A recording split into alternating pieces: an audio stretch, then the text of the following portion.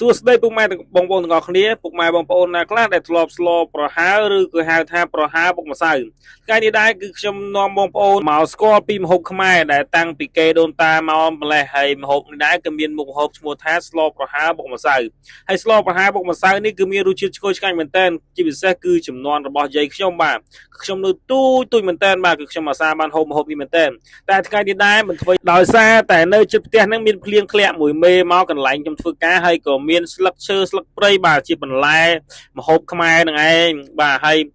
គឺថាលាស់មកខ្ចីមែនតើម្ល៉េះហើយមេខ្ញុំមិននៅយូរទេគាត់ក៏បានបបួលកូនចៅទៅបេះបោចបន្លែមកដើម្បីយកមកស្លម្ហូបមួយមុខដែលមានឈ្មោះថាស្លប្រហើរ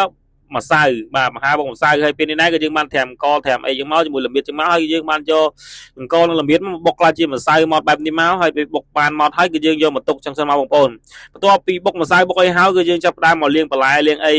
បាទបន្លែរបស់យើងគឺមានដូចនៅក្នុងវីដេអូហ្នឹងបងប្អូនគឺខ្ញុំរៀបរាប់អត់អស់ទេគឺមានបន្លែផ្អែមបន្លែអីចឹងទៅមានផ្សិតមានអីចឹងទៅហើយបន្ទាប់មកក៏យើងដាំទឹកដាំអីចឹងទៅហើយជ្រុំបុកធម្មតាបងប្អូនបាទគឺយើងអត់មានប្រើគល់ក្រីទេដោយសារតែយើងបុកមួយម្សៅហ្នឹងហើយបងប្អូនបាទហើយបន្ទាប់មកគឺយើងនឹងកូរទឹកម្សៅរបស់យើងហ្នឹងគឺយើងកូរឲ្យវារាវបែបនេះមកហើយបន្ទាប់មកក៏យើងចាក់ទឹកម្សៅយើងចូលបងប្អូនបន្ទាប់ពីចាក់ទឹកម្សៅយើងចូលពេលតែទឹកម្សៅយើងវាក្តៅវាឡើងពុះហើយគឺយើងចាប់ផ្ដើមបង់អំបិលប៊ីចេងស្ករបងប្អូនបាទគឺអត់មានអីច្រើនញ៉ៃទេគឺមានតែអំបិលប៊ីចេងស្ករហ្នឹងឯងបងប្អូនហើយបន្ទាប់ពីបង់អំបិលប៊ីចេងស្ករហើយគឺយើងចាប់ផ្ដើមបាទ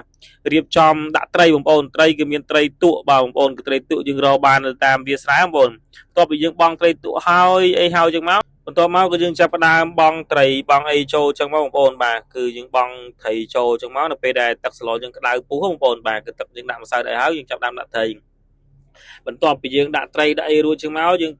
ទុកឲ្យវាមកពុះហើយយើងកូរមើលឲ្យវាកុំឲ្យកកម្សៅនៅបាតក្រោមបងប្អូនហើយបន្ទាប់ពីយើងកូរហើយគឺយើងចាប់ផ្ដើមដួសអាពពុះនេះចេញហើយយើងចាប់ផ្ដើមបង់ផ្សិតចូលបងប្អូនព្រោះផ្សិតយើងត្រូវដាក់មុនគេចឹងណាបងប្អូនបន្ទាប់ពីដាក់ផ្សិតហើយគឺយើងត្រូវដាក់អានោះនឹងតម្លៃបងប្អូនដោយសារហ្នឹងវាលួយមុនគេវាស្វិតជាងគេបន្ទាប់ពីដាក់គ្រឿងនឹងអស់ហើយដាក់បន្លែនឹងអស់ហើយគឺយើងចាប់ផ្ដើមដាក់បន្លែខៀវបងប្អូនបន្លែខៀវគឺមានស្លឹកទីស្លឹកបាសស្លឹកងប់និងបន្លែផ្អែមផ្សេងទៀតគឺយើងអាចដាក់បានតាមចំណង់ចំណូលចិត្តឬក៏អាចដាក់ស្លឹកម្ទេសក៏បានដែរបងប្អូន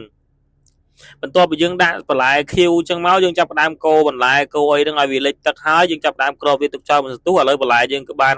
នេះរលួយហើយឥឡូវឆ្អិនហើយបងប្អូនឥឡូវយើងចាប់ផ្ដើមដួសដាក់ចានដើម្បីយើងហូបចឹងណាបងប្អូនហើយចង់ដឹងរសជាតិវាឆ្ងាញ់យ៉ាងណាបងប្អូនកុំភ្លេចទស្សនាវីដេអូទាំងអស់ហ្នឹងហើយបងប្អូនខ្ញុំនឹងបើកវីដេអូស៊ីនឲ្យបងប្អូនស្ដាប់សំឡេងរបស់បងក្រុមការងាររបស់យើងហូបចឹងណា